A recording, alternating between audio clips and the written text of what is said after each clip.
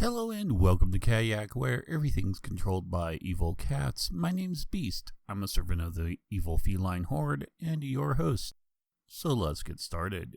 Today on Catterday Cartoons, we'll be once again looking at the 1987 animated series of Teenage Mutant Ninja Turtles. Season 1, Episode 4, Hot Rod Teenagers from Dimension X, originally aired December 17th, 1987. The episode starts proper with April and the Turtles driving around in their newly acquired van from last episode. Splinter isn't riding around with them, so we can assume that this isn't right after the previous episode. The Turtles have decided to return back to Stockman's warehouse and plan to use all the tech left laying around there to help modify the van so that they can easily track down Shredder and the Technodrome. The only problem is they're going to have to figure out how to get the van up into Stockman's lab. As it turns out, they decide to push the van up the absurdly wide stairs in the building. Donatello then starts to remodel the van. While the other Turtles and April snoop around Stockman's lab, we get to find out what happened to Baxter Stockman after he was left tied to the light post in the last episode. Apparently he'd been hauled off to the funny farm after he had tried to take over the city with his master droids. No, this isn't exactly accurate because it was actually Shredder who tried to destroy the Turtles with the droids. Stockman just was blamed for it because they printed his name on the foot of each of the robots. Donatello is really making short work of the van and is already on reassembly. Meanwhile, below the city, in the Technodrome, Krang is once again bad-mouthing Shredder for once again failing to destroy the Turtles and wasting precious time and energy. And he says he will no longer be allowing Shredder the use of any of his technology until he builds him his robotic body. Shredder once again counters, saying that Krang's body is one of but several experiments he's currently working on. Shredder's main concern is trying to refine his mutagen. Krang interrupts and says Shredder is wasting his time with the mutants because Krang already has thousands of rock soldiers back in Dimension X that obey his every whim. Shredder suddenly remembers Dimension X and remarks that the transdimensional transporter is already complete. Since Dimension X is apparently in a state of constant war, Shredder decides to just simply pull the weapons he needs from there and ignores Krang's protests. Krang warns him that this isn't going to end well. Meanwhile, Donatello has finally finished his modifications to the van, which technically is called the Party Wagon, but most fans refer to it as the Turtle Van. Each of the other Turtles suggest one more additional thing to be added to the van, but Donatello manages to settle them all down. They decide to pile into the van and go looking for the Technodrome. They let April drive, of course, and she gets the honor of driving the van down the stairs of the building. Thankfully, the show promotes safe driving and has everyone put on their safety belts before starting. April smokes the tires, and then off they go. Back at the Technodrome, Shredder is preparing to open the gate to Dimension X. Unfortunately, something Shredder didn't expect comes flying through the unguarded gate. Two flying cars piloted by three teenage inhabitants of Dimension X, the Neutrinos, come flying through the gateway. But two rock soldiers also come through the gate, chasing after the Neutrinos. Bebop and Rocksteady accidentally, on purpose, destroyed their flying car. This gives the Neutrino the needed time to blast their way out of the Technodrome and escape. Above ground, we get a pre-9/11 moment where the Turtles have tracked the Technodrome to somewhere below the Twin Towers. Back with Shredder, he gets the two dim-witted mutants and the rock soldiers to stop fighting long enough for the two rock soldiers to run off to go track down the Neutrinos. The rock soldiers stumble upon Krang, and we discover that these two soldiers are General Krang and Sergeant Granitor. Krang is embarrassed because he doesn't have a body, but it doesn't really appear to matter to the two rock soldiers. Shredder interrupts the reunion and tells the rock soldiers the Neutrinos have escaped. Krang seems super pissed that the Neutrinos are running loose on Earth. Here we discover that the Neutrinos are basically 80s teenagers. They hate war, want to have nothing but fun, and are generally juvenile delinquents. Shredder sends the rock soldiers out in a techno rover that basically looks like a tank with wheels.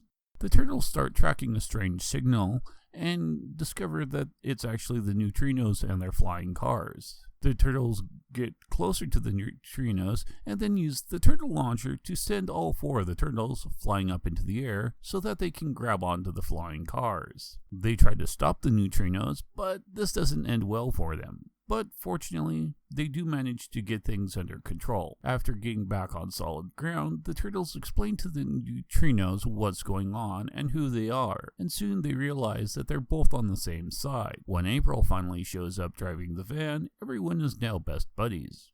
And after some pizza and arcade games, April still doesn't know what's going on. The Neutrinos finally tell the turtles how they ended up on Earth and how 2 of the rock soldiers followed them through the dimensional portal. Just then, missiles come flying through the walls, and Krang and Granitor have tracked them down. April, the turtles, and the Neutrinos decide to fight the 2 rock soldiers. Leo disables the Techno rover by easily slicing through the wheels with his katana, and then a swarm of police appear. The turtles and the Neutrinos decide to pull back. Leo decides that they need to consult with Master Splinter before they go any farther, and the Neutrinos tag along with them. The 2 rock soldiers, on the other hand, decide to use a weather satellite to make things work more in their favor, and set the device to chaos mode before releasing it.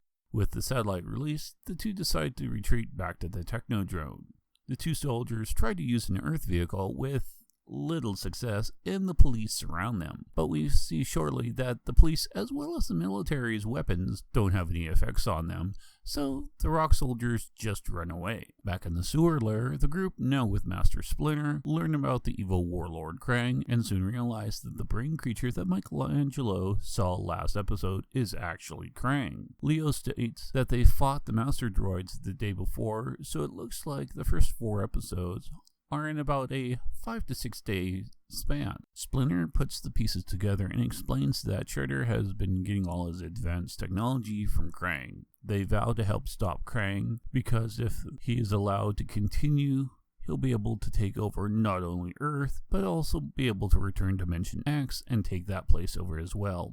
The Neutrinos agree to fight alongside the turtles, even though they don't really want to fight. Once the group returns to the surface, Mike is excited to see snow. The problem is, it's June, but then giant cubes of ice start falling from the skies. Apparently, the weather satellite is to blame. At the Technodrome, April is left with the van, while the rest of the party continues on. Inside, they manage to get to the transdimensional portal without getting caught and start messing around with switches. They are shortly attacked, but Donatello does finally manage to activate the portal. Michelangelo ends up using barrels of lube to give the rock soldiers the slip, which causes them to slide through the portal. The Neutrinos head back just as the portal shuts off. The turtles turn to fight Shredder, but the city has become extremely unstable due to the weather satellite, and they decide to put their fight with Shredder on hold so that they can save the city. The Neutrinos left the turtles one of their flying cars, so they take that. But due to the crazy weather, the turtles find it difficult to try and destroy the satellite. That is until Leonardo decides to go full Anakin Skywalker and jump out of the flying car and slice the satellite in half.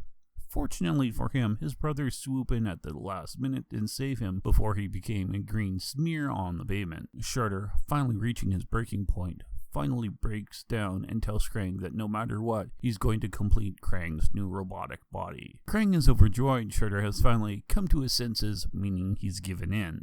The episode ends with the turtles sleeping in a 4-person bunk bed, listening to April read them the story of the turtle and the hare. It was better than the last few episodes, and we get introduced to a bunch of new characters, the 3 Neutrinos, as well as the 2 leaders of the rock soldiers. The build-up at the end of the episode, with Shredder finally breaking down and agreeing to build Krang's body, really sets up the last episode to be something truly epic. The Neutrinos are kind of love 'em or hate 'em kind of characters, though.